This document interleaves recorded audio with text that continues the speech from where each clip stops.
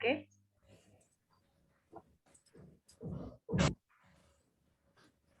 Assalamualaikum warahmatullahi wabarakatuh. Salam sejahtera bagi kita semua. Good morning, ladies and gentlemen. It is honorable to welcome all attendants to the World Class Professor 2021 program, Fine-Tuning Focus Discussion of GD Series 4 with the theme of Research Center Internalization atau internalisasi pusat riset. In our FGD today, I'm Lisnawati Simatupang as moderator, who will guide the event. It is an honor for me to be a moderator at this FGD, where we will listen to the presentation of each expert and great research person as keynote speaker today. Now, please join me to welcome our special guest who will act as keynote speaker today. Welcome to the Honorable Associate Professor Dr. Suryati Paiman, SWCP program from the University of Putra Malaysia. Welcome to the Honorable Mr. Efrin Mual Sinambela as the CEO PT Nabolas Teknologi Indonesia. Welcome to the Honorable Professor T.S. Eng Muhammad Rusok as keynote speaker from University Teknologi Mara, UITM Malaysia. Welcome to the Honorable Professor Dr. Yatimah Binti Alias from the University Malaya, Malaysia. Welcome to the Honorable Professor Dr. Gigi Ferisandra, PhD from the Universitas Trisakti. And welcome to the Honorable Mr. Rickson Siduran, PhD, as Chief Executive WCP Program 2021, Director of Research, Director General of Higher Education, Ministry of Education, Culture, Research, and Technology from the Universitas Sumatera. Okay, before our begin of agenda, we will listen our national anthem. Ladies and gentlemen, please take a good and upright attitude. Okay, Bapak Tondang, please share anthem nasional.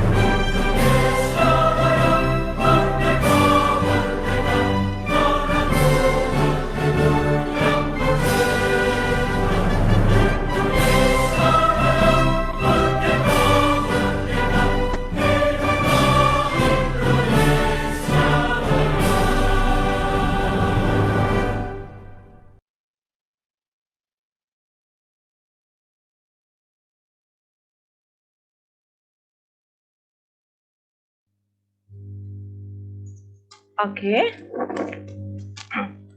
thank you very much. And first, I will read the rundown of our event today. Okay, this is our time schedule. We are fine-tuning HGD Series 4, Internasionalisasi Pusat Riset. Opening done. And second, Presentation Dr. Suryati Paiman, WCP Program UPM, with title UPM Strategy to Develop a Research Center. And second, Evelyn, presenter by Bapak Evelyn Mual Sinambela, with title How to Create Startup from Campus. And third, presentation by Dr. Kiki Ferisandra, PhD, with title Strengthening Research Center. And next, Professor T.S. Dr. Engineering Muhammad Rusok, UITM Malaysia, with title UITM Strategy to Develop the Research Center. And next, Bapak Rikson Siburian, PhD from Universitas Sumatera Utara, with title Introduction Carbon Research Center dari USU. And the last keynote speaker itu Profesor Yatimah from Universitas Malaya, Malaysia, with title UM Strategy to Develop the Research Center. And FGD, after the keynote speaker presentation, we open a Q&A, question and answer session. Or if anyone participant want to give a question, please submit it via chat column. Now we will begin the first session, our FGD today, and the first keynote speaker session that will be delivered by Associate Professor Dr. Suryati Paiman, WCP Program UPM, with topic UPM Strategy to Develop the Research Center. For Dr. Suryati Paiman, time is yours.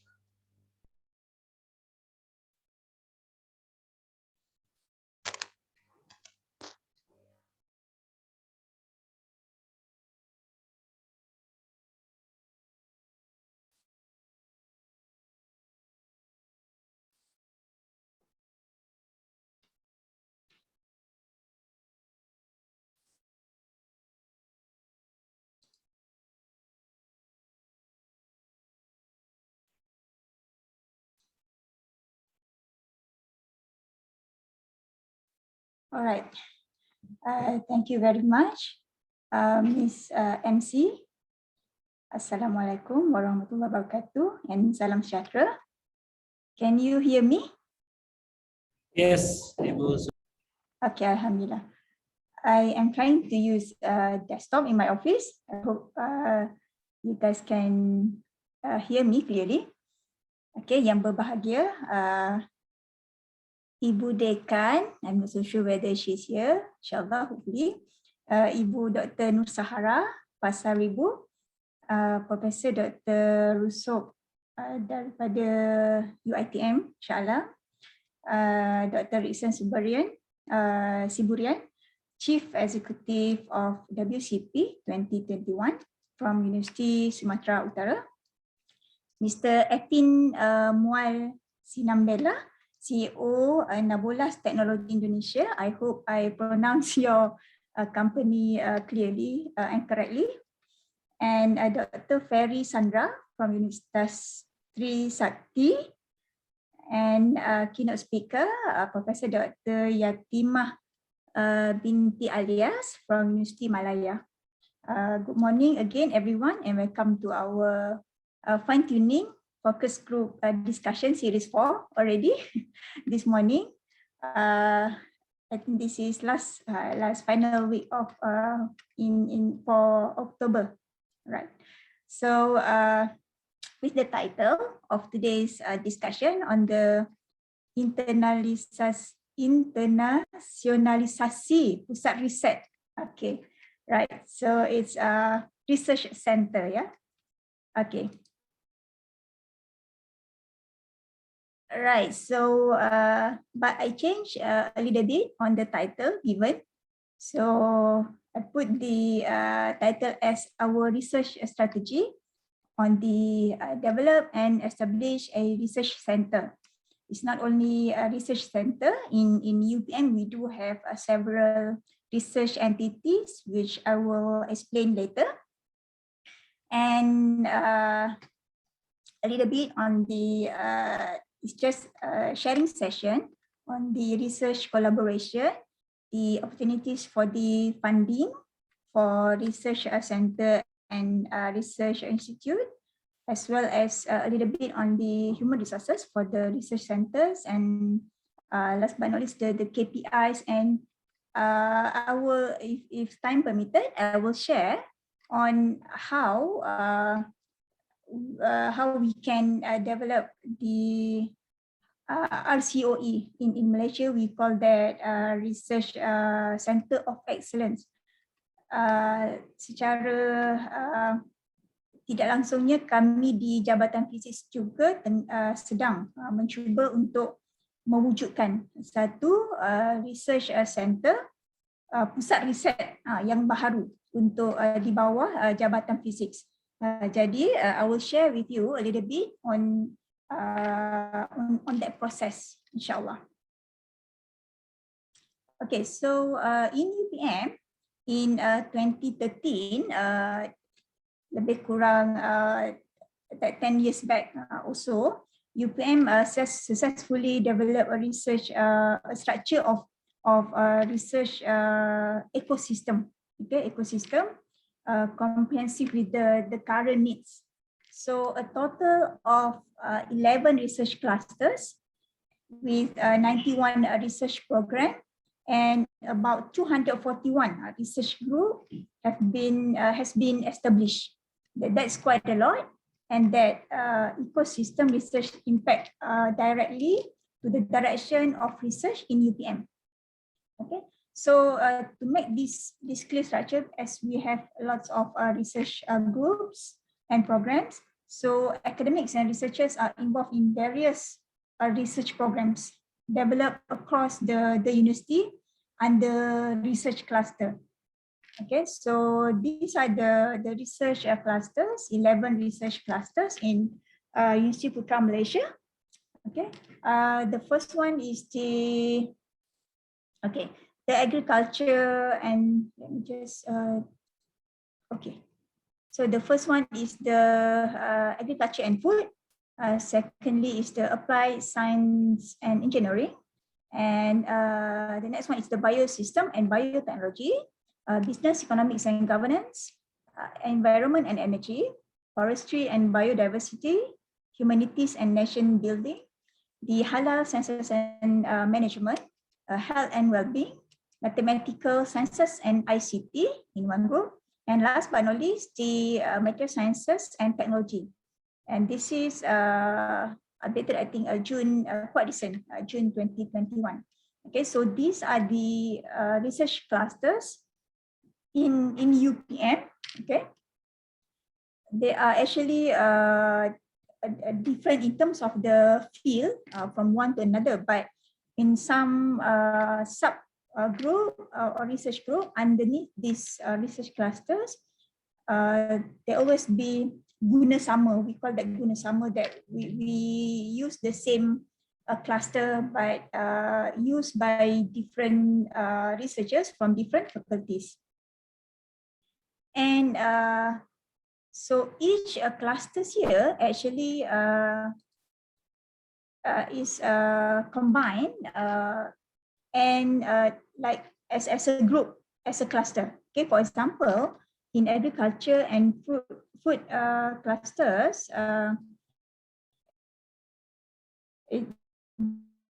the head author is actually Professor Dr. Fakhur Razi Ahmadun, Professor Dr. Zulkifli Idrus. Okay, but I'm so sorry because I took this. I think is on our website, but it's not updated. Yeah, I'm sorry because I think this is back in 2018, if I'm not mistaken. This data. So it maybe the head of the cluster is already changed, so I'm not so sure, but I'll show you the updated version of the research entities in UPM later. All right, so as you can see here, for example, for this cluster, agriculture and food cluster, there are 19 programs under this cluster. So there are lots of agriculture and food clusters programs Okay, so this group actually involve why this group is needed is actually to address the change in the food consumption patterns, okay, and growth in demand in the agriculture products. And like I said in my previous talk, UTM niche area is the agriculture and food area, okay, food security. Yeah, so this cluster commitment is actually to make sure the commitment in high level of in, for example, food products and related to agriculture. Okay, and the, as you can see here, number of groups under this food cluster is huge. Is 51 groups. So you can imagine for one cluster is already 51 groups. So because we do have lots of faculties and research entities, so it is very big group there. That's why we call that cluster. Okay, and secondly is the applied sciences and engineering research clusters headed by Professor Dr. Fakhur Razi Ahmadun from January. Okay, and under this cluster, which the code ASE, it's easier to to refer to which cluster. There are 9 numbers of program. Okay, and then around 19 numbers of groups under these research clusters. And as you can see as well, there are 4 research centers under this ASE, under this cluster. Yeah, okay. So you can see that it's a very big clusters actually under 11 clusters in UPM. That there are actually multi functional groups in under that cluster. Okay, the next one is the biosystem and biotechnology. Again, a number of groups is around 10 groups. And this group focus on the collaborative research on the bioscience as well as the biotechnology.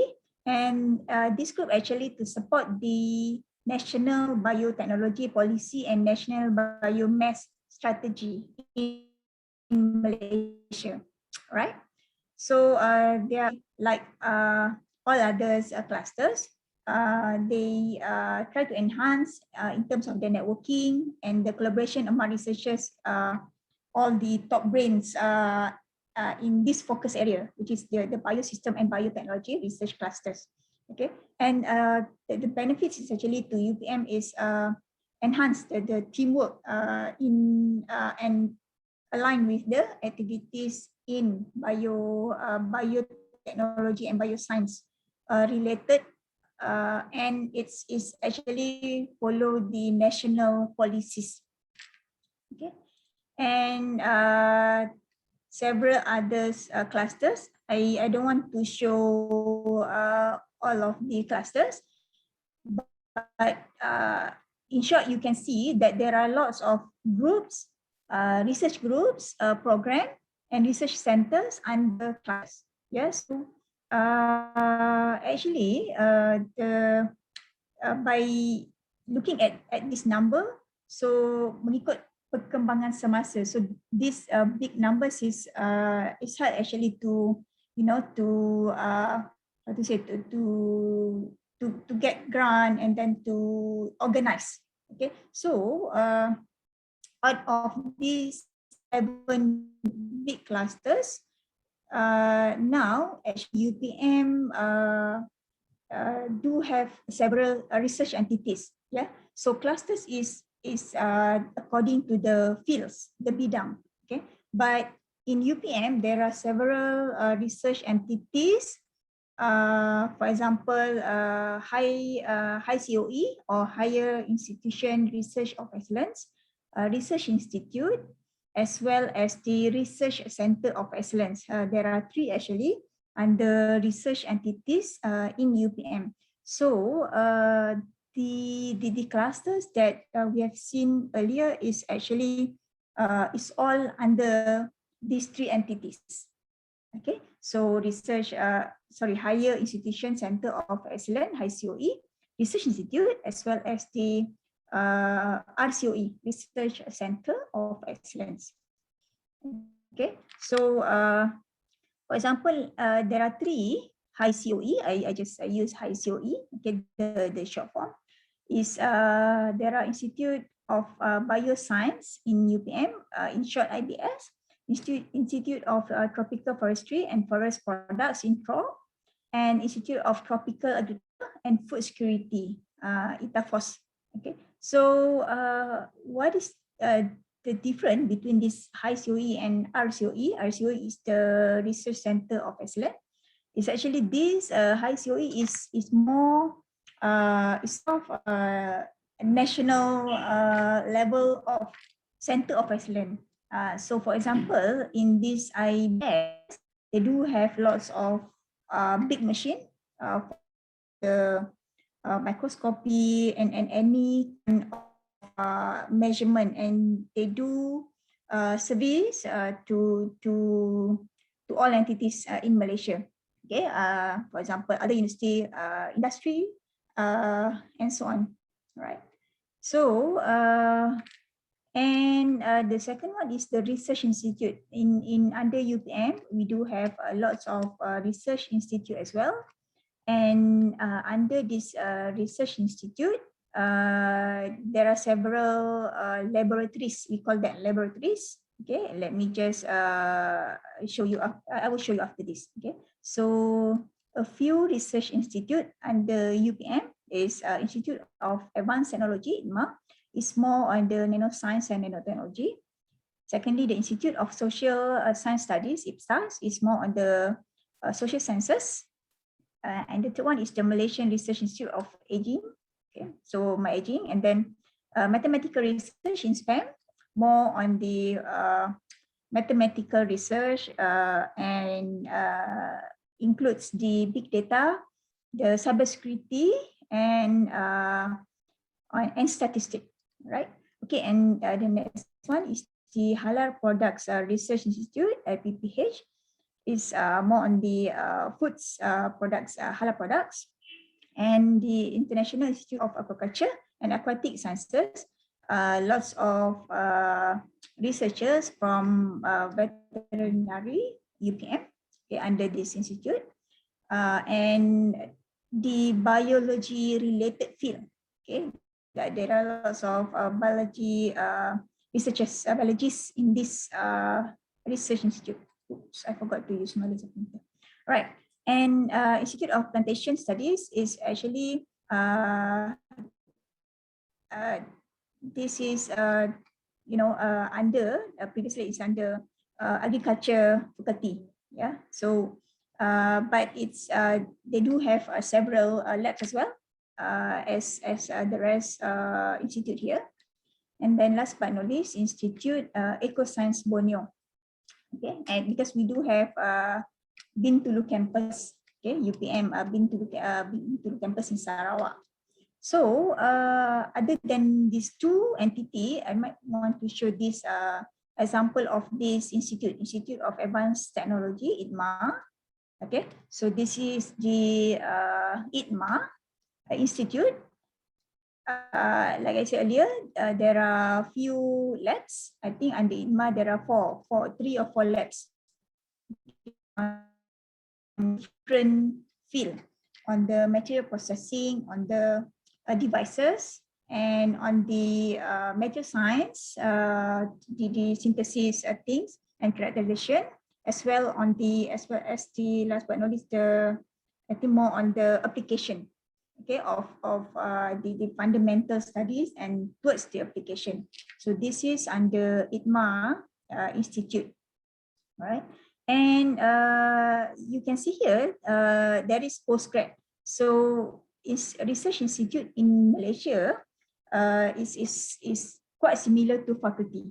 Okay, except they don't have the teaching programs or the coursework, but they do have a research program. Okay, for masters and PhD, they do have this two programs, Masters and PhD. So that basically the difference between institute and the faculty. Okay, and all right. So I might want to show the this is the institute. The third one is the research RCOE, Research Center of Excellence. So in UPM, the Research Center of Excellence RCOE is actually under faculty. Okay, for example, in Faculty of Engineering, there are 12. Okay, 12 RCOE. There are this is quite a lot. For example, in WICNET, wireless photonic network, in different field, of course, power energy research. What else? The even housing research center and the road safety research center, aerospace, system on chip, smart farming, advanced engineering materials, and so on. Okay, so you can see it is quite a lot number of research RCOE, Research Center of Excellence. So this is the example under the Faculty of Engineering. I think I will show you a few only, not all faculties, okay, because later I will share what is the most important thing under this how to develop, okay, and about the penarafan this RCOE. Okay, under Faculty of Human Ecology, there are two research center or RCOE, Research Center of Excellence. The Family, Adolescent and Child Research Center of Excellence, which is in bahasa Pusat Pendidikan Keluarga, Remaja dan Kanak-kanak. It's actually and under this phase, we call this phase, they do have a kindergarten, and it's actually kids under this phase is actually they use this data for their research. Okay, for example, if they want to do a research on the students or the kids child behavior, so they normally will use these kids in the kindi. Okay, so and other than that, they do have a score, Sustainable Consumption Research Center of Excellence. And in educational studies, they do have one Innovative Learning Sciences Research Center, Innovate, in short, Innovate. Okay, and last but not least, Faculty of Health Sciences and Medicine, okay, and in short GMRC, Genetic Medicine Research Center, okay, and I will show you in detail the RCOE in Faculty of Science, yeah, because this is my faculty, so it's we do have this data, so it's easier for me to share with you. Okay, so in Faculty of Science, I think I have mentioned this in my previous talk, but this one is more details on what they're doing for each RCOE. So there are 3 RCOE under Faculty of Science. The first one is the Water and Wastewater Treatment Technology, TRAS in short. The Catalyst Science and Technology, TRACAT, and the Integrated Chemical Biophysics Research Center. Okay. And beside this research activities that I've shown you earlier, the RCOE under faculty is actually it's easier for the faculty to organize research and development program, because it's not that as big as the clusters under UPM. Okay, so that's why in UPM Research Center of Excellence is actually under each faculty. So it's to organize research in and development programs.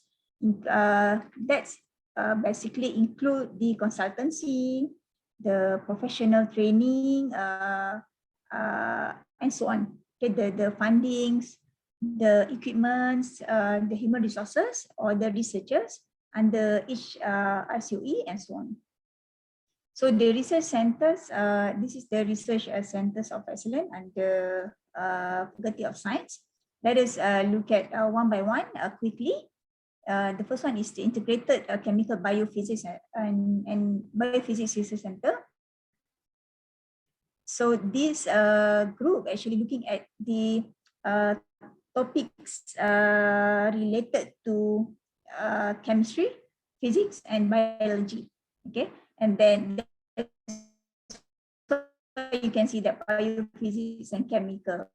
But and this this group actually try to find the solution related to issues in drug design, drug delivery, including toxicity studies and so on. Okay, as well as I think they do have even the computational chemistry, yeah, where you prove the experimental results or data.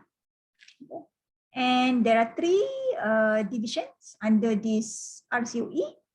So the first one is the related to synthesis and bioactivity, bioactive materials. Okay, three researchers involved in this small group. As you can see here, this is their research activities in development of novel DNA probes and organic and inorganic for diabetic, anti-cancer, antibiotics, and so on. And they do have the studies about the enzymatic synthesis and optimization and development of novel peptides as catalysts for organic reactions and one treatment as well. Okay. And for each this small group, okay, they do have students, okay, in doing research, the PhD and master students, and they own fund, okay, under this RCOE, with the total amount around 690K ringgit Malaysia. Okay, and you can see here the total number of CIJ articles of publication yearly is around 30. So even though it's small research groups under the RCOE, yes, they do have KPIs. Every quarter, UPM will collect and do the penilaian, and we call that penarafan, okay, on the outputs, on the publication, and so on. Okay, and all right. Second one is the Nano Smart Delivery, still under this same RCOE, but different work, different project. It's more on the targeted to the delivery, drug delivery, and more on the application in cosmetic, agriculture fields, right? And as you can see as well, the number of students as well as the research grant owned by this group. Okay. And the next one is the macromolecular simulation group. Basically, this group focuses on the fundamental research at the atomic level, and they do more on the theoretical and computational chemistry methods. It's using a simulation for the bioactive material as well as the related to protein dynamics, and still in drug delivery. Okay, and this is our decan. He's one of the researcher under this computational chemistry as well as the biomolecular studies. Again, they do have their own machine, and then the secure grant as well as they do have students. So it is quite similar for all other research RCOE in UPM. Next one is the PutraCat. PutraCat is a catalyst science and technology. Is under UPM, under Faculty of Science still. This is quite a few times. I think it's okay in 2008. Okay. years back, I think while I'm doing my PhD, they developed this food rocket. And they are focused more on the heterogeneous about the catalytic end reactions, and more on the synthesis of nanomaterials towards their application in nanotechnology. Okay, so they do from fundamentals to the application. And TERAS, water and wastewater treatment technology, as you can see, their aim is still chemistry, physics, but the application is more on the water related. So wastewater and water treatment technology. Okay, so you can see that the difference between one RCOE to another RCOE. Okay, it's not that if we want to develop a new RCOE in UPM or in Malaysia, I think it's basically same. So we can't have overlap of research field in UPM. For example, if I want to develop a new RCOE, for example, material science. Okay, so it's important for me to ensure that the core research for this new RCOE is different. Okay, for example, you can see previously in ITMA, they do have the nanoscience and nanotechnology work or ongoing project, but this group is more on the application of nanoscience and nanotechnology, but in the wastewater treatment. Okay, so the research and the core research for each RCOE is very important. Okay, they won't allow if there is overlapping. Yeah, so that is the key point of the RCOE in or research center in UPM. Okay, and under the wastewater, TERAS, okay, these are the equipments. So other than publication, researchers, postdocs, fundings under each RCOE, the good thing about RCOE is actually they can apply to secure grant. Okay, funding from, for example, from mostly in Malaysia is Kementerian Science Technology and other fund grants and fundings as well. Okay, so it's easier to get grant than if you have small group, for example, research group. So normally in other university as well, for example, private university, if they have a grant, they will allow the collaboration from RCOE from another university. Okay, it's quite hard for a small research group to get grant. So that's why there are lots of RCOE in UPM. It's actually to secure grant, and then therefore you can do your research. Okay, and if you can get grant, then you can purchase equipments and you can do the research activities following the milestone. Yeah. So these are the available equipment in the TERAS group. Okay, and their focus area is actually on the water pollutants related to the nanomaterials or functional materials, like I said earlier. Even though in ITMA they do have the same research field, but for this RCOE the application is different. Okay, so that's how the RCOE in UPM works. So bila kita nak mewujudkan satu RCOE itu, dia mestilah berbeza fokus area dengan any group yang sedia ada. Okay, so I will show you later because we are trying to to develop one under the physics department as well. Okay, so in terms of the KPIs, is basically is same to any institute or any faculty in UPM. The researcher can apply any available funding or grant. It depends on the requirements of the funding. Okay, whether it's a national grant or international grant.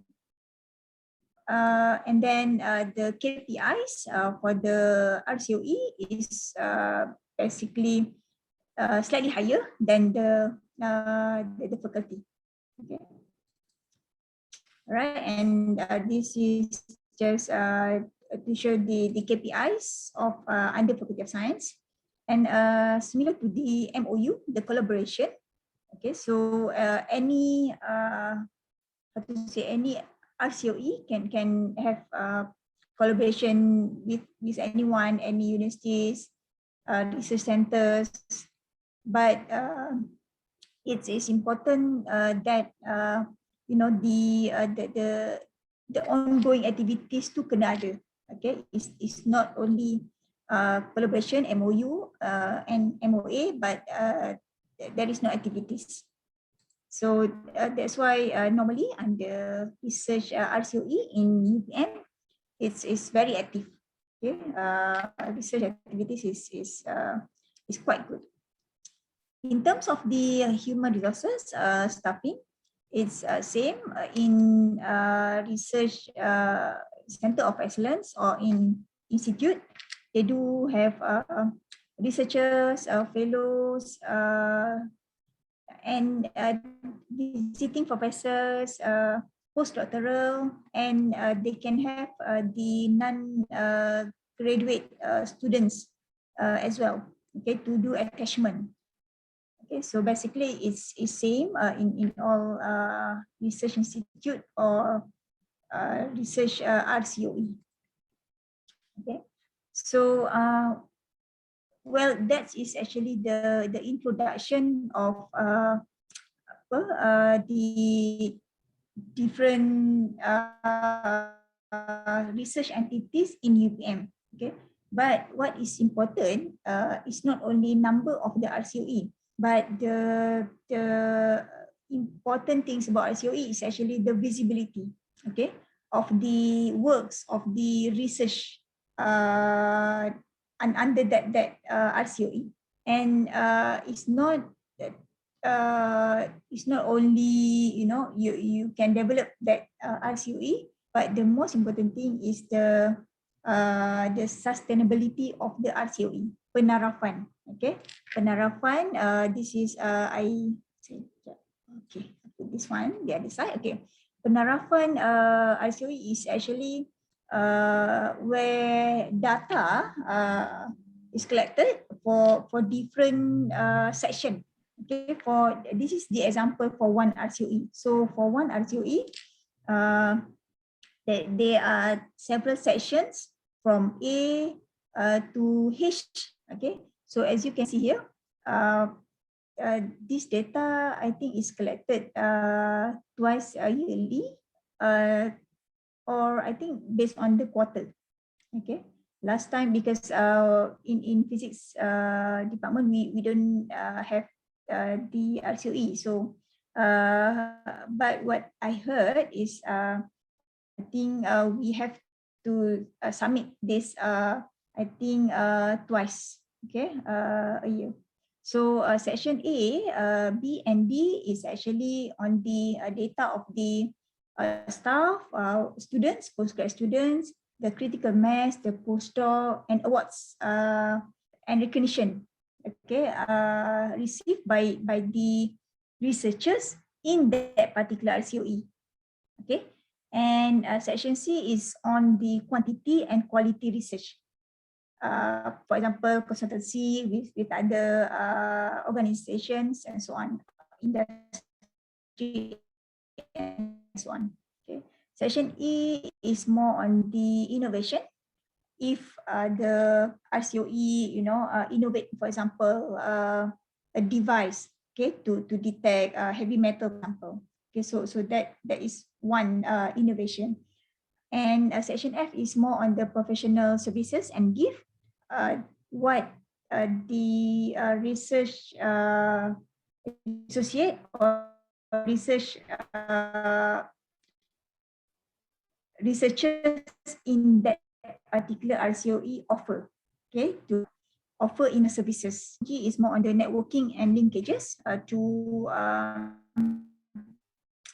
it's a broader view of the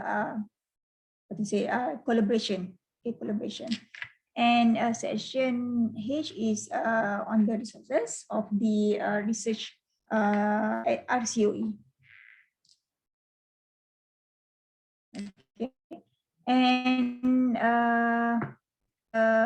important in the RCOE is actually, for example, if we do 3 or 4 person in one small group of RCOE, for example, in publication, okay, it's not that only one researcher that write the article and then and join paper with someone else outside, okay, outside than the RCOE. Normally, during this penarapan, they for example, for one publication is belong to sharing by the all research RCOE. Okay, so it's important that penarapan is to how to say, untuk menjaga kualiti the each RCOE itu. Okay, maknanya the research is actually contributed to the focus area.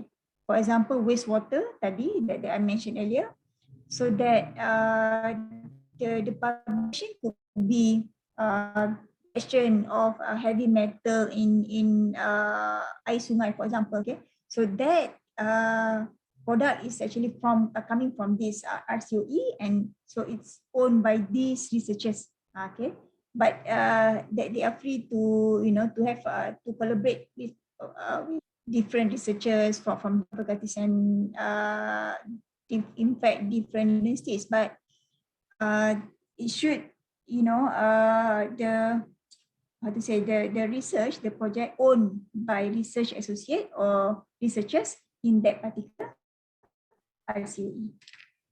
Okay, and from this finally it's the point will be collected. Okay, it's like marker point. Okay, they will collect the data. This is just an example. Okay, for example, section A that I mentioned earlier, this one, staffing, postgrad, critical mass, postdoc, and awards. The subsection is this: okay, number of full-time academic staff involved in that RCOE, number of PhD or professional qualification in that RCOE. What else? Number of research officers, research associate, RA, numbers of, for example, awards given to the RCOE and postdoc appointments for that particular RCOE. Okay, so this actually will, they actually is data that the researcher have to fill in the Excel. Okay, so that the sheet at the end, the number of the mark will be sum up. Okay, I will show you that Excel later. And this the high COE and RCOE is actually masuk di pendidikan tinggi KPT, and I think this is the updated version in and let me show you a little bit only. Okay, so for example, kalau kita nak tengok penaraf section A only, A1, bilangan staff akademik. Okay, so dia ada each section tu dia ada syarat-syarat dia, kriteria. So the criteria and then the penarafan penanda aras. Okay, so for example for section A1, dia kena ada ahli tetap untuk that particular RCOE berkenaan. Okay, sama ada profesor ataupun profesor, visiting professors, researchers, senior lecturers and so on. Okay, and even tahap pendidikan, the educational background minimum is masters. Okay, and other requirements as well. And then so for these, for each of these they do have different requirements. Okay, and it's actually this guideline is prepared by the okay, so this is the example of this sheet that I mentioned earlier. Okay, so this is normally the KPT, and under UPM, the RMC Research Management Center will send this to the RCOE, and each member in the RCOE will have to okay this Excel. So for example, here, this is for, and then you can see here down here, there are different tabs from the section A to H, and then from section B to H, and results, and last but not least, endorsement. So this actually, once we input the data, for example here, okay, for example in A, okay, general information, what we have to do is actually we have to send this data. For example, there are 2 professors, so we just this Excel, and at the end,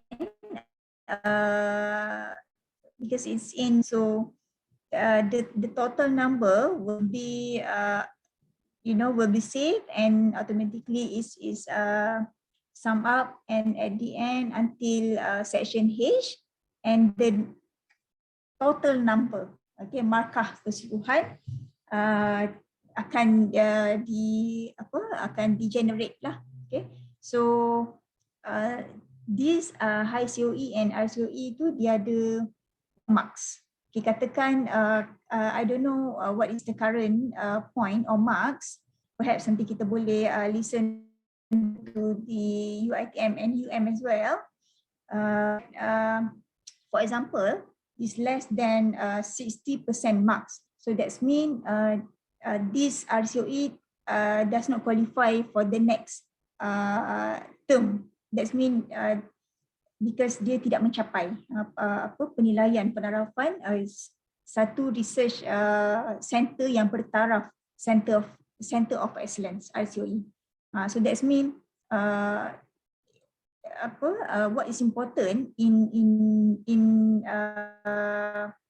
to sustain the RCOE is very important. It's not easy because the publication is very high, and then the outputs is very high, the KPIs. Okay, and it at the end the markah is the point is very important. Okay, the total point. If if the center of excellence is excellent, more than 90%. So sometimes, depending on the budget and allocation, they can get grant and funding from university or from government. Okay, so that's why other than visibility of the research, what you're doing in your university, other than that, to secure grant and funding. Okay, if because it's very hard nowadays to get grant, to secure grant. So by applying under RCOE is better. Is higher chances of getting grants. Okay. And this is another example. Similarly, you just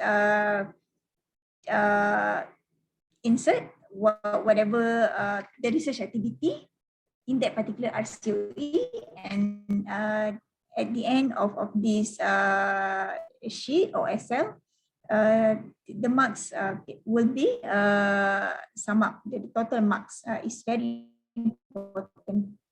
Okay, for example here, the passing mark. Okay, the passing mark. Okay, is a minimum of 80 marks from overall total marks, and from each section, the minimum marks is 48 marks. Okay, so this is actually to secure the RCOE itself. Okay, so it's actually very challenges, but it's good for the university, for our research. Okay, so we can fly our research higher. Okay, and last but not least, this is endorsement, okay, by the university, and of course in UPM is under Research Management Center (RMC), and this is under TNCPI. Okay, Timbalan Naib Chancellor in ini deh. Hah? Okay. So, belum kan? Udah kau cuci apa belum? Ada yang lupa untuk cuci, bekas dari atas itu. On the mute, teman-teman. That's okay. It's always happen during online webinar. Okay. The last session of penubuhan, okay, asas RCOE. I'm sorry, the slide is in bahasa, but I hope that you can understand, because this is I took from the KPT, I think. As like I said earlier, we in physics, we are trying to develop, to create mewujudkan satu new RCOE.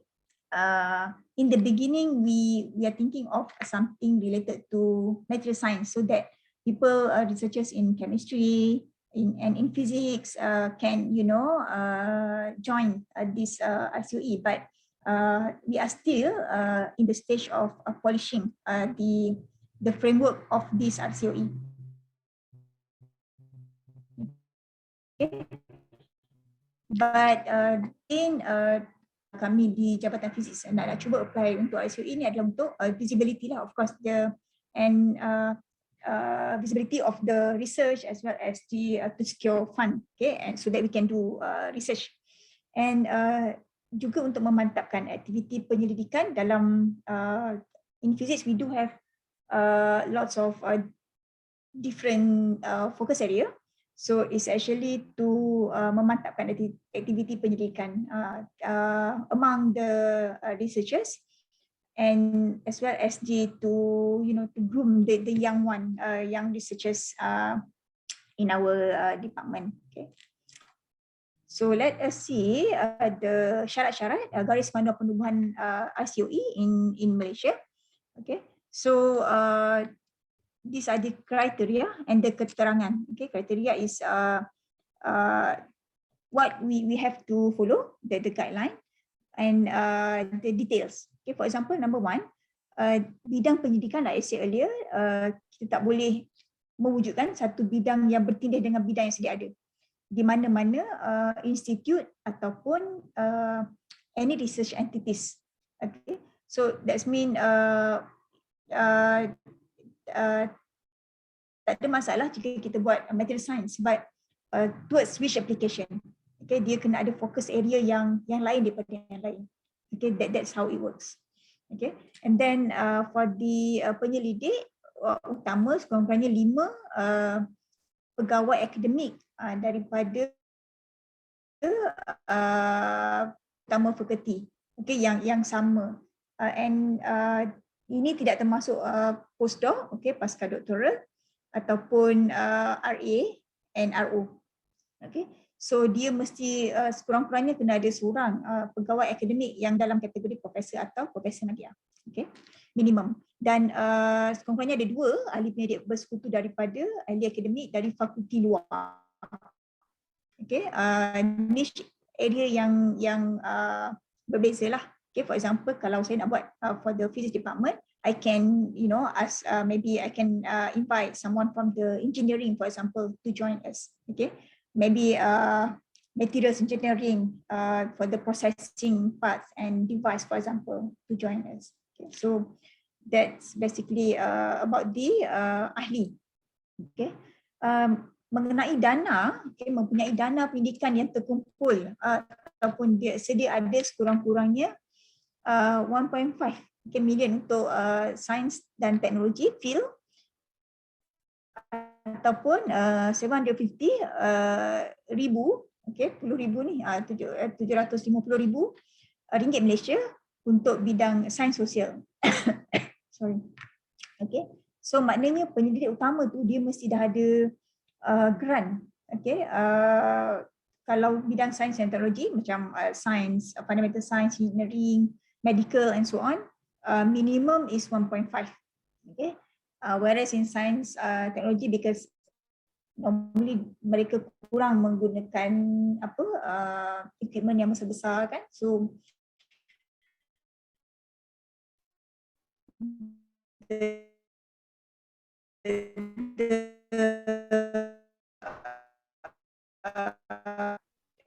dana terkumpul dan ia kena ada this amount. Okay, and hasil pendidikan daripada pendidik perlu mempunyai affiliation, nama RCOE. Maknanya macam biasalah, if kalau kita nak tulis paper, affiliation tu mesti ada nama RCOE berkenaan untuk KPI lah, okay, publication that particular RCOE. Okay, and syarat pendidikan pun ada. Okay, syarat untuk pendidikan mana nama perlu mempunyai kompetensi CIJ. Sebagai senior author is kita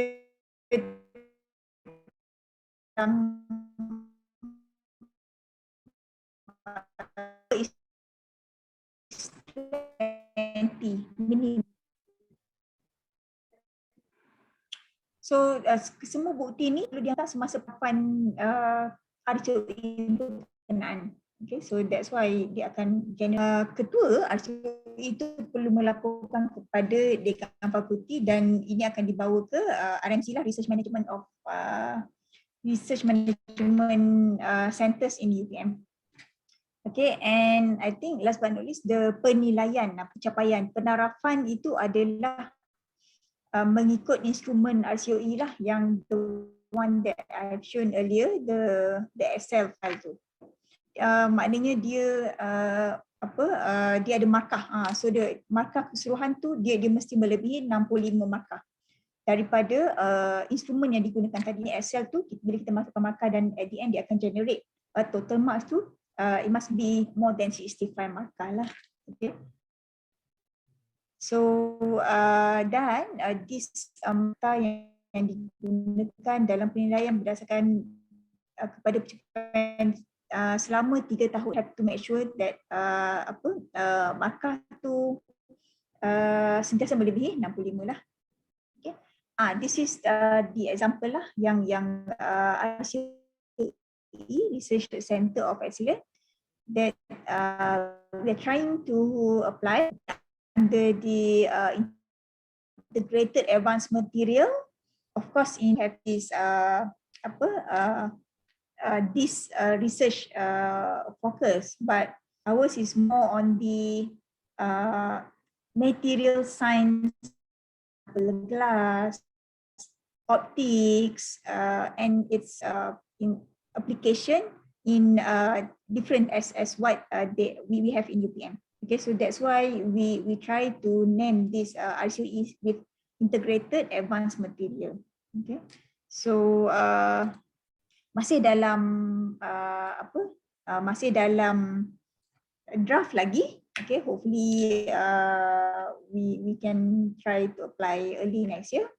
So what we are doing actually to give, mungkin kalau USU ataupun other university in Indonesia, mungkin boleh lihatlah the requirement in Indonesia, and we try to map. Okay, in Malaysia, this is the like I showed earlier, the Excel file tu and the penarafan tu bergantung kepada section, right? So we divided our members kepada beberapa section lah. So that's mean masing-masing researcher ada kekuatan research masing-masing. For example, section A, this will lead by this pensyarah, this researcher, and what she will do is basically to make sure, okay, all of the data collected and it must be more than 50 marks. Okay, remember that each section must exceed 50 marks, so that at the end you will get more than 65 marks. Okay, so that's how, but this is still ongoing project. Okay, hopefully we can get we can apply this next year, inshallah. All right, and these are the program pendidikan di UPM. I just got it from the website. Let me just skip this one. Yeah. Okay, so there are lots of teknologi lah, ataupun all the clusters that I have shown earlier, and then at the end tu dia ada product dan innovation. Okay, so I might just want to skip this one because it's not related to the RCOE tadi. All right. Okay. Right. I think that's all for the session on the research. How do we develop and sustain the research? Perhaps I can use research centers of excellence, because we only have 3 high COE, okay, in UPM, but we do have a lot of RCOE. Okay, so it's just sharing session. Maybe saya terlupa beberapa info. I can answer a question if you have any related to RCOE, bagaimana nak menubuhkan, how to sustain, and collaboration, networking, and so on. Okay, inshallah, mungkin I will pass back to MC, and maybe if you have any question, please type in the chat box that I will try to answer, inshallah. Thank you everyone for listening. Okay. Thank you very much, Associate Professor Dr. Suryati Paiman, for nice and interesting presentation. Give them more information about UPM strategy to develop the research center. Okay, to the all participants, if to give a question, maybe you can submit via the chat column, and Mr. Suryati will answer your question. Okay, all right, ladies and gentlemen, the next agenda is the second keynote session by Mr. Evelyn Mual Sinambela. Before his presentation, his topic with title "How to Create a Startup from Campus," I will read his CV. I will only read some of his many experience. If I look the CV, keahlian beliau itu adalah project team leader, system analysis, system architect and implementer. Untuk riwayat jabatan pekerjaan, tahun 1996 sampai 2011, merupakan freelance, tenaga ahli IT dan konsultan IT. Tahun 2011 sampai 2013, General Manager PT Bisnis Sinergi, mengurus pengelolaan dana alumni ITB tahun 2013 sampai 2016, merupakan Direktur Utama PT Sirindik Informatika Indonesia. dan tahun 2016 sampai saat ini merupakan Direktur Utama atau CEO ya, PT Nabolas Teknologi Indonesia. And he also ya dia merupakan juga General Chairperson of HIPMI Kingdom. Mungkin itulah yang bisa sedikit saya informasikan tentang beliau. For Mr. Evelyn Mual Sinambela, time is yours.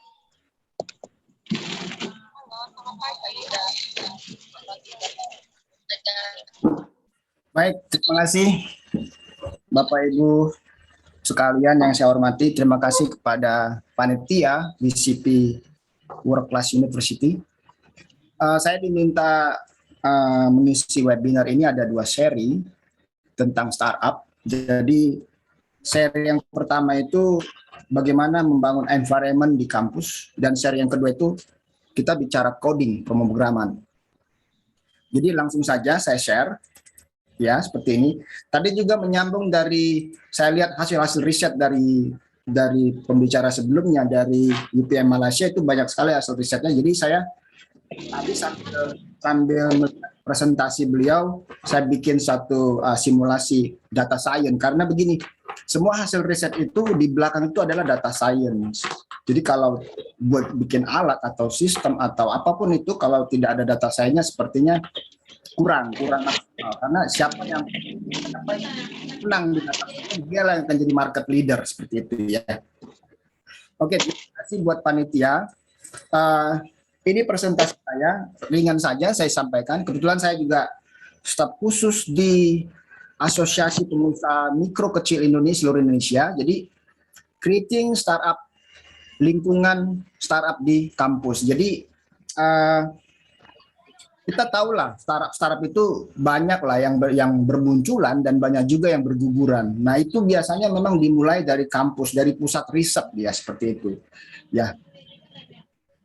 Ini 2 slide pertama saya tidak akan jabarkan seperti ini. Jadi kalau Bapak Ibu kebetulan jadi pejabat atau misalnya orang kampus, ketika nanti menjabat, kalau pingin di kotanya tumbuh startup dan UMKM, maka masalah ini harus dibenahi.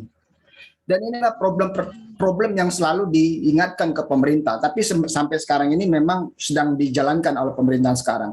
Pembangunan tol laut, segala macam. Jadi infrastruktur sebenarnya sudah digalakan, tapi memang arus inflow kapitalnya belum begitu banyak masuk. Sehingga ini menjadi lag-nya di situ juga, seperti itu ya. Ini penyebabnya, silakan aja nanti kalau saya presentasi ini diminta, silahkan aja di-share.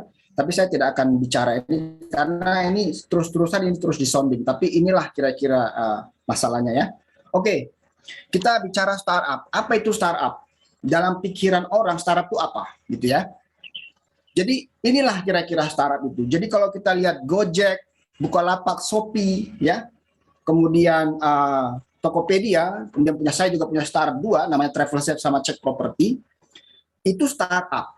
Nah sekarang di bawahnya yang ini ada warung kaki 5. Namanya itu, ini kalau nggak salah saya ambil dari Google, itu ayam geprek. Kemudian ada juga warung di sini. Jadi apa bedanya startup dengan warung-warung pinggir jalan? Bedanya di mana? Ketika baru tumbuh, menurut saya itu sama saja sebenarnya. Sama saja ya Bapak Ibu ya. Jadi yang membedakan adalah startup itu dia punya jalur membesar. Dia punya jalur membesar. Jadi di paling kiri ini saya kasih dompet, ujung-ujungnya duitnya membesar. Jadi kalau startup itu memang usaha yang baru dimulai 5 tahun. Bedanya startup dengan warung kaki 5 adalah ada inovasi di situ. Ada inovasi IT.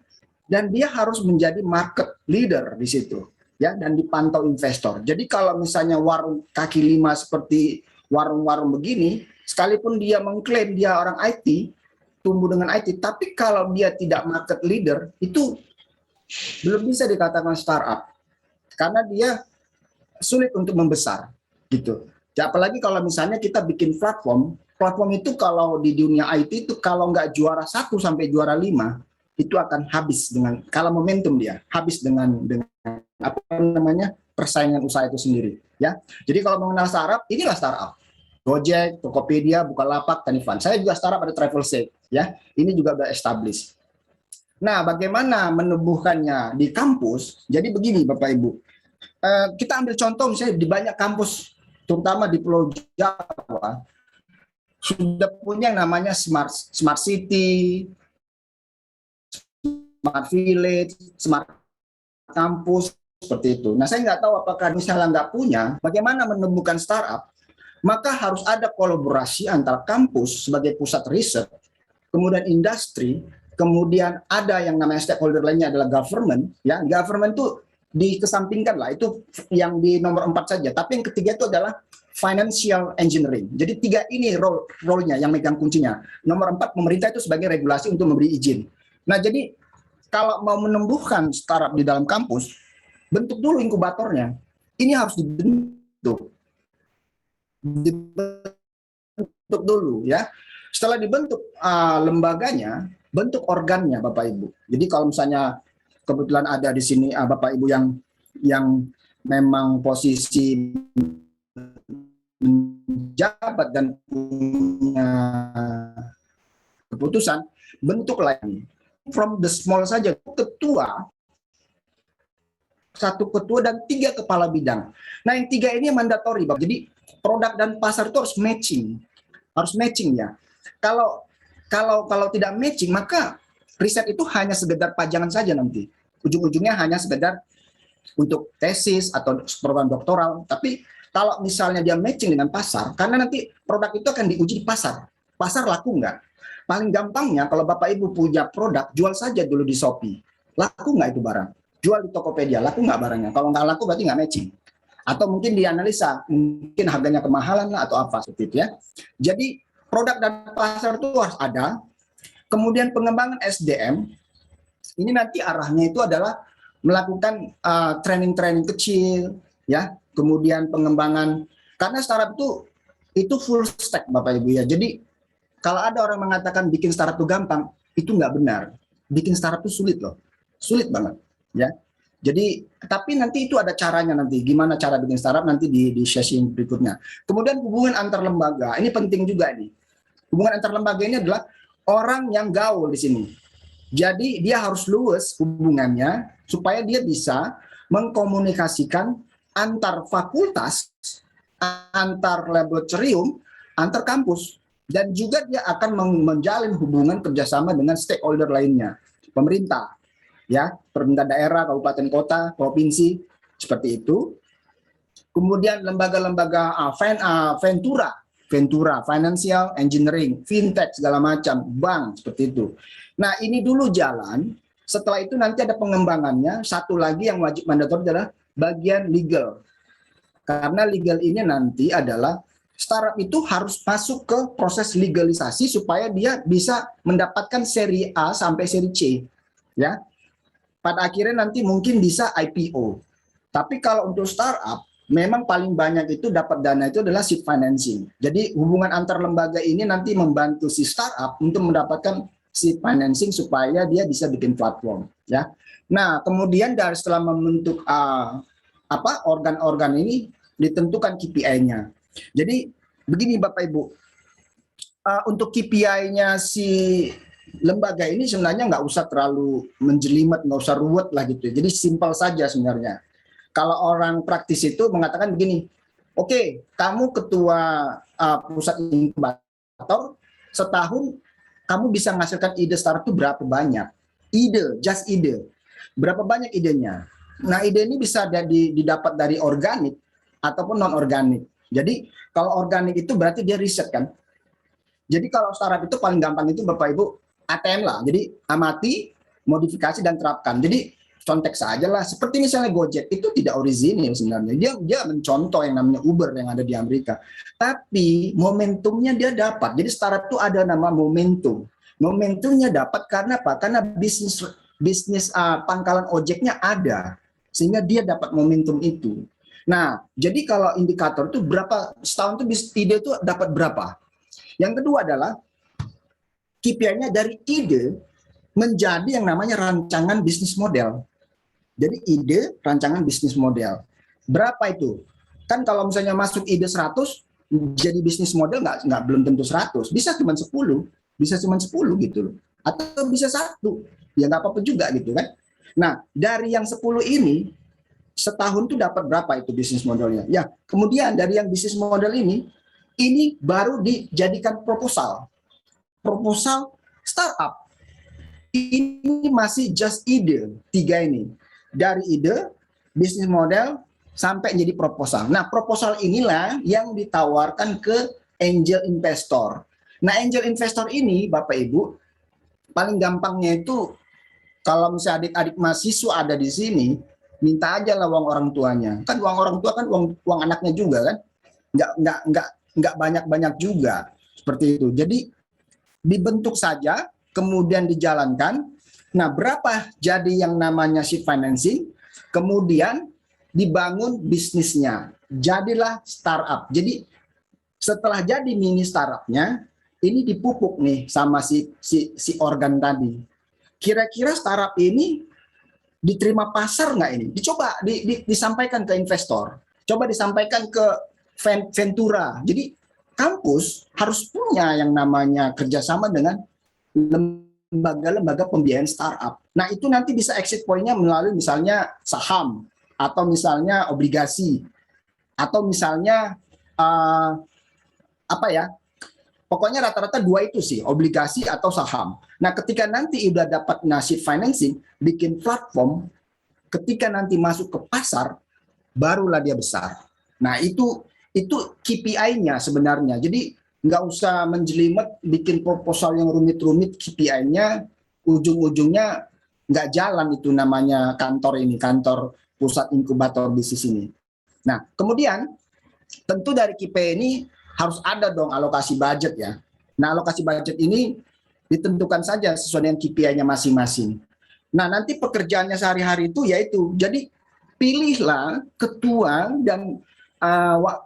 dan kepala bidang yang benar-benar punya kompetensi dan passion, ada waktunya untuk melakukan riset tentang entrepreneurship. Kalau cuma nyambi, bisa sih nyambi, nggak apa-apa sih sebenarnya sih. Misalnya kebetulan ada program misalnya ada doktor atau misalnya profesor, kebetulan apalagi dia punya network yang bagus, boleh-boleh saja, tapi harus ada waktunya di situ. Nah, kemudian dialokasikan budgetnya dan melakukan sinergi antar fakultas. Jadi di dalam kampus punya yang namanya pusat inkubator, dia harus mensinergikan antar fakultas. Sekarang itu seperti misalnya di ITB, baru nanti yang terakhir ini nomor 6, sinergi antar kampus, industri, dan finansial. Di sini baru startup itu kelihatan. Ini memang harus dilalui ya Bapak Ibu. Kalau ini tidak dilalui langsung lompat-lompat, biasanya itu gagal sih. Biasanya hanya sekedar killing time lah. Jadi kuncinya adalah di kampus itu harus punya vision. Jadi harus berani ambil resiko ya. Nah, ini jadi kampus itu harus bentuk vision, kemudian dia create goal, kemudian do it gitu loh, jalankan gitu loh. Jadi manajemennya itu kayak frugal. Kalau kita coding itu biasanya ada yang modelnya itu yang agile, berputar, ada yang frugal. Frugal itu artinya tabrak aja gitu, tabrak saja. Jadi kalau misalnya kita bentuk startup, kalau sukses kasih jempol, kalau nggak sukses ketawa-tawa aja, happy aja, jangan pusing gitu. Biasa itu kan.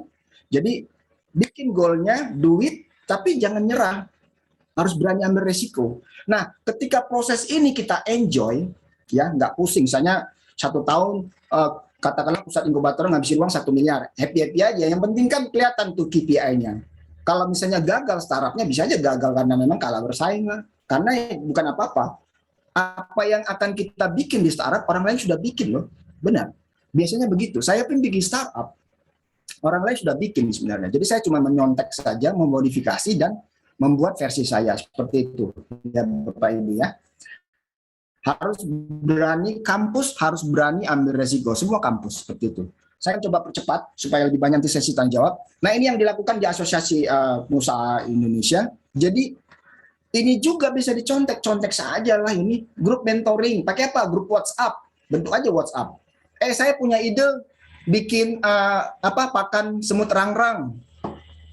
Saya punya ide bagaimana caranya saya bisa mengkeeping sel telur. manusia supaya nanti bisa digunakan 20 tahun lagi. Saya punya ide misalnya mengurus orang meninggal karena banyak COVID. Bisa, itu ide, just ide, lakukan saja. Nanti tinggal dibikin role. Bedah bisnis itu nggak harus mengundang seperti saya, enggak. Tapi dibedah bisnisnya. Kalau kamu punya produk ini, ya produk ini, karena nanti kok ini matching nih, bedah bisnis, bisnis coaching sama bisnis matching. Misalnya mahasiswa bikin alat misalnya ya. Nah dibedah itu, alat ini yang pakai siapa? Kamu mau jualnya kemana ini? Siapa yang pakai? Itu harus dibedah itu. Kemudian bisnis coaching ini, nah ini bisnis coaching saya sangat yakin lah ya, karena di kampus itu kan pusat pendidikan ya, excellence center-nya kan di kampus nih, bertemunya orang-orang hebat dan pintar di kampus. Nah ini harus dilakukan bisnis coaching. Dibikin saja training-training yang berbayar, yang free seperti itu kan. Ya kan itulah anggaran yang dari pusat inkubator tadi untuk melakukan ini. Jadi dibayarlah itunya tim pengajarnya honornya seperti itu ya. Kemudian bisnis matching ini biasanya dilakukan itu menjembatani pertemuan dengan mahasiswa dengan UMKM atau UMKM dengan pengusaha ya, pengusaha-pengusaha. Jadi dilakukanlah bisnis matching itu. Bagaimana caranya? Termasuk juga kami di pengusaha itu bilang ke pemerintah daerah, itu tolong dong kalau kalian rapat, nggak usahlah souvenirnya dari Jakarta lagi dibeli, tapi belilah 40% dari APBD-mu ke UMKM setempat supaya mereka juga dapat hidup dari APBD kamu. Nah itu dilakukan memang, dan itu harus ada ininya ya, nomenklaturnya itu harus ada itu di anggaran pemerintahan daerah itu. Kalau enggak nanti jadi kayak angin lalu gitu loh. Dan itu memang sekarang di Kementerian Dalam Negeri bidang pembangunan daerah itu sudah ada. Nomor 5 sama. Kemudian nomor 6 melakukan pendampingan. Ini dilakukan sebenarnya, dilakukan seperti itu. Nah ini dicontek saja, dilakukan saja sama pusat inkubatornya. Seperti itu ya. Nah ini step by step-nya itu untuk startup. Pertama itu tadi kan saya lihat tuh yang paparan dari UPM itu banyak sekali risetnya ya. Jadi memang harus produk dan pasar itu harus matching nomor 1 ini. Ini harus pas Pak ya. Nanti saya kalau ada waktu saya coba bikin simulasi data science bagaimana mematchingkan produk dan pasar ya. Kemudian mapping skill. Jadi kalau bangun startup itu kalau kita sendirian bangun startup, maka kita seperti full stack ya. Seperti kalau gampangnya itu kayak tukang cendol. Jadi mulai dari masak sampai menjual dia yang lakukan. Nah bisa juga nggak apa-apa. Tapi kalau misalnya kolaborasi di antara banyak orang, itu lebih baik. Jadi satu orang bekerja baik, lebih dari satu orang lebih baik lagi. Dan lebih dari 3 orang itu berarti mantap, jos gitu loh. Jadi artinya saling mengisi ya. Jadi rata-rata jangan sampai startup itu teamworknya itu overlapping, akhirnya yang terjadi apa? Yang satu paling pintar, satu paling hebat. Ketika 2 tahun bubar. Dan saya ngalamin. Saya terjebak di tengah-tengah, di perseteruan antar dokter-dokter yang ada di kampus. Saya di tengah-tengah. Ya udah terserah mau gimana, mau bubar aja sekalian. Jadi saya bikin PT itu Bapak Ibu, itu udah yang kelima ini sekarang. Yang kelima ini awet. Kenapa? Karena saya sendiri yang punya PT-nya. Karena nggak ada lagi nih yang membubarkan diri. Jadi kalau bubar ya karena sayanya mungkin ya udah nggak ada lagi gitu ya. Jadi ini mapping skill ini pentingnya Bapak Ibu ya. Kemudian build bisnis. Bisnisnya harus di-build. Jadi jangan, apalagi di Indonesia, mohon maaf nih, riset itu hanya sekedar pajangan. Jangan. Jadi bisnisnya di-build. Bikin alat, bikin jasa, bikin konsep, jadi konsultan, build bisnisnya. Harus ada market, karena ujung-ujungnya duit. Jadi produk itu harus bisa dijual. Ya. Kemudian perizinan. Di Indonesia sebenarnya udah mulai lebih bagus lah. Perizinan itu dengan sistem OSS kita bagus. Anak-anak mahasiswa kalau mau buat perizinan, nggak usah lah bikin startup. Gampangnya bikin warung kayak misalnya si Gesang itu yang ada pisangnya itu, bikin aja misalnya durian dari Medan gitu ya. Bikin IKTP-nya harus ada IKTP, datang ke kantor pajak, bikin NPWP, langsung register ke OSS, keluar langsung namanya NIB-nya, nomor induk berusaha, itu langsung keluar.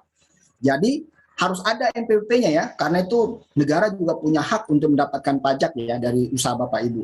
Nah, jadi harus ada perizinan. Kalau nggak ada izin, nanti nggak bisa besar startupnya, seperti itu. Kemudian ini selling. Selling itu di sini udah bicara scalability ya. Jadi selling itu ya Bapak Ibu harus membesarkan startupnya dong. Jangan nggak besar gitu ya. Jadi pakai cara-cara medsos, digital marketing, bla bla bla segala macam. Nah, inovasi platform ini yang nomor 6 itu baru kita bicara platform, bikin platform. Nah, biasanya kalau bikin startup itu jadi ada dua itu layer.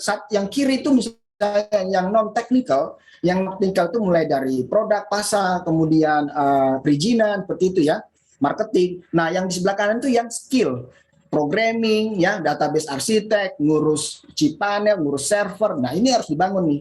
Kalau Bapak Ibu nggak mau bangun yang di layer kanan, berarti Bapak Ibu kalau bikin produk, jualan aja di yang namanya di marketplace, di Shopee, Tokopedia, Bukalapak, segala macam. Karena apa? Kenapa Pak? Ketika Bapak Ibu masuk ke marketplace, yang bertarung itu tidak hanya produk Bapak Ibu, tapi juga marketplace yang bertarung di situ. Nah, di belakang itu semua ada data science, seperti itu Bapak Ibu ya. Nah, ini tantangan pasar startup di masa mendatang. Ini data ini diambil, ini benar data, tidak bohong-bohongan, ini datanya ada dari BPS-Kop. Jadi produknya memang lebih inovatif, pasarnya lebih agresif memangnya. Jadi sekarang itu digital marketing itu kuncinya itu adalah di engagement. Jadi bagaimana membentuk kawanan dalam sebuah market. Ketika kita sudah bentuk kawanannya, kita bisa jual barang-barang atau jasa yang Bapak Ibu. Termasuk yang bentuk kawanan itu yang kayak WCP ini kan orang-orangnya kan udah membentuk nih sekarang nih. Yang profesor ini kan sudah membentuk kawanan sekarang. Kamu punya apa? Saya punya ini. Kamu punya ide ini, saya ada. Yuk join yuk. Nah, itu membentuk kawanan dia. Grup WhatsApp yang Bapak Ibu ikutin itu namanya bentuk satu kawanan. Jadi ada satu engagement di situ ya. Kemudian terkoneksi dengan internet. Inilah penjualannya. Jadi apalagi masa pandemi itu melonjak itu sekarang itu transaksi. Pokoknya ya media marketplace itu menang banyak lah sekarang. Lihat aja itu sekarang Tanah Abang sepi kan, kena PSBB sama PPKM. Mudah-mudahan sekarang kan di Jakarta itu udah level 2 ya. Kota Jakarta juga udah mulai macet, berarti sudah mulai normal. Jadi lihat normal tuh, lihat macet banget udah normal. Nah, seperti itu. Udah mulai sekarang sebenarnya. Tapi tetap prokes dilakukan. Nah, ini kesempatan buat ide-ide startup buat adik-adik mahasiswa. Yang pertama, IoT.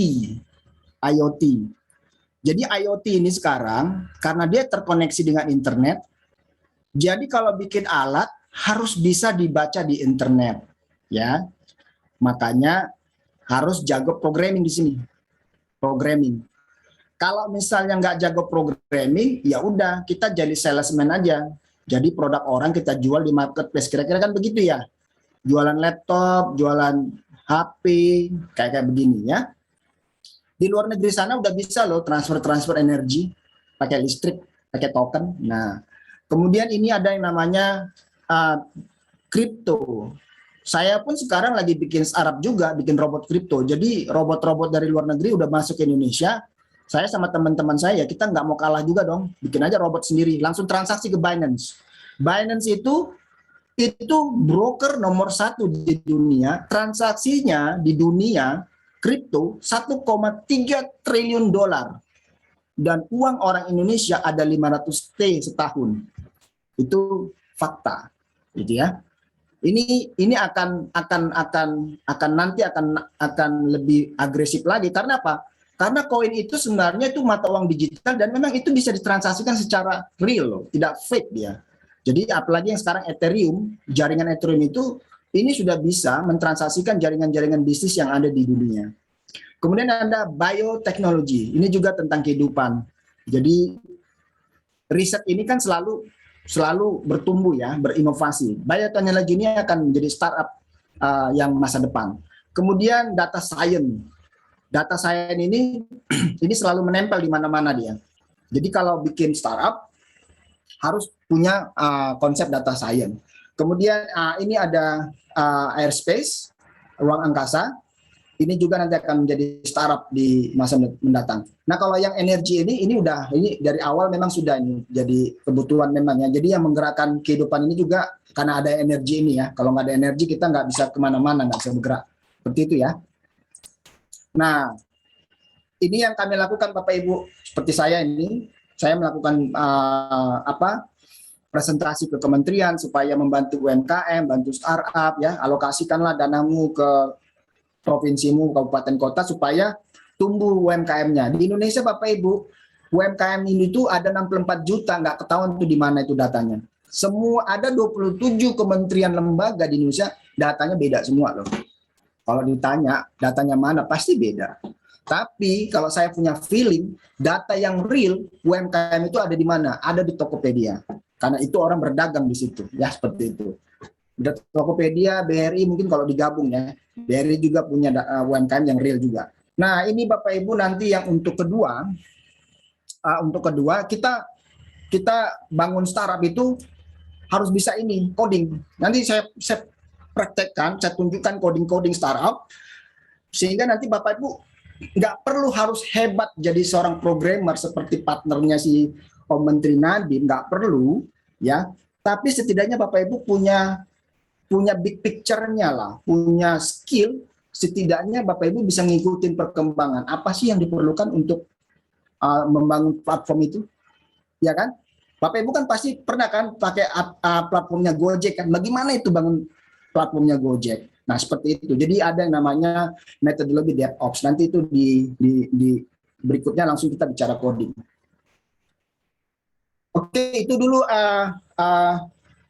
materi saya kepada moderator Pak Ridson sama Ibu Lisna. Kalau saya masih punya waktu untuk mempresentasikan tentang data science yang terkait dengan bagaimana memapping produk dan pasar ini supaya ketika bikin suatu alat itu matching antara pasar dengan produknya. Silakan Pak Ya, Eklin. punya Masih Bapak. ada. Masih ada waktu. Masih ada waktu ya? Ya, Oke. sampai jam 11. Ini saya kecilkan dulu. Jadi begini, coba kita lihat ini Bapak Ibu. Ini ikan koi ya. Lihat aja harganya. Harganya itu 1,5 juta yen. Jadi kalau saya hitung dengan rate Indonesia, jadi kalau 1,5 juta kali rate yen itu sekitar 130 lah ya, 143 ya. Berarti harga ikan koi itu 200 juta. Lebih dari mobil Avanza. Ya, 200 juta ikan yang seperti ini dan bentuknya adalah cantik memang dia. Jenisnya adalah betina, female. Jadi Bapak Ibu, kalau di di luar negeri seperti misalnya di Australia, kalau kita lihat saya ambil di Google ya. Misalnya sapi Australia. Ya. Saya select, saya kasih picture. Itu sapi-sapi di sana itu bisa 2 ton, 3 ton loh. Kalau ini mati, itu orang yang punya sapinya mungkin bersedih banget lah karena dia akan kehilangan uang yang besar di situ ya. Sapinya 2 ton mati. Jadi mereka bikin IoT untuk mensensor suhu di badan tubuhnya ini. Jadi kalau saya save ya. Saya sorry, wait ya. Saya buka Paint.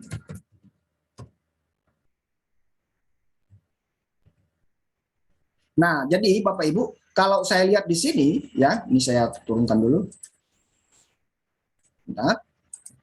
Nah, itu ada sensor IoT untuk dia mensensor suhu. Jadi IoT itu bisa mengirimkan data ke server sehingga bisa mengetahui setiap hari suhunya berapa itu. Nah, data science akan mengolah data ini, bisa tahu dia, oh ini sapinya lagi nggak benar nih mama biaya. Karena sapi kan ketika dia makan, malam-malamnya dia buang lagi itu ke rumputnya keluar, terus dia makan lagi. Nah, itu ada perubahan suhu di situ tuh. Kemudian ada gerakan. Nah, data milik untuk memantau ini supaya sapinya itu dengan data science dia juga bisa mengurangi cost. ongkos dokternya seperti ini ya, Bapak Ibu. Jadi kalau misalnya kayak di Medan mungkin atau di Indonesia kalau kita perkebunan yang punya nilai barang komparatif, kalau kita misalnya punya perkebunan tebu, kita bisa menerbangkan drone dari atas, kita bisa ukur tuh ketinggian tumbuhannya, sehingga ketika diukur ketinggian tumbuhannya bisa ketahuan ini udah panen atau tidak, mau panen atau tidak, sehingga kita nggak perlu survei capek-capek gitu ya, terbangkan aja drone naik bisa menghitung ketinggian. Nah, saya sesuai dengan kompetensi saya ada ikan koi karena memang ini kompetensi saya suka diundang di juri-juri ya di show di Jakarta ya. Ibu, kalau kita lihat ikan koi ini, jadi ikan koi ini di Jepang sekarang, orang Jepang, kiblat ikan koi itu ada di Jepang, Bapak. Kayak bola kiblatnya di Eropa. Nah, kiblat ikan koi itu ada di Jepang. Jadi petani-petani di Jepang sudah sadar bahwa kalau bisa dia tidak menjual koi jenis betina. Supaya apa? Supaya ikan koi yang betina dia besar, kemudian dia jual. Makanya harganya kayak tadi. Persoalannya adalah ketika ikannya masih kecil, dia nggak bisa membedakan mana betina, mana jantan. Sulit dia. Benar-benar dihitung sama dia secara kasat mata, tapi biasanya suka error. Nah, data science membantu melacak itu semua, ya seperti itu. Jadi kalau ikan koi ya Bapak Ibu, kalau melihat betina, kalau Bapak Ibu punya ikan koi, kalau ini diraba itu kasar dia.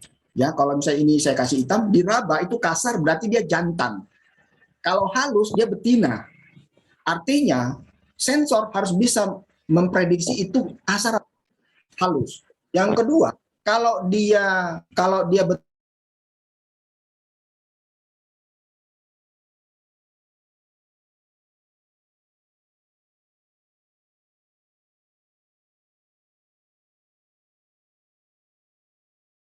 sedikit sekali perbedaan, makanya harus dibutuhkan data science. Yang ketiga adalah kalau melihat yang betina atau tidak, itu adalah dengan cara mengukur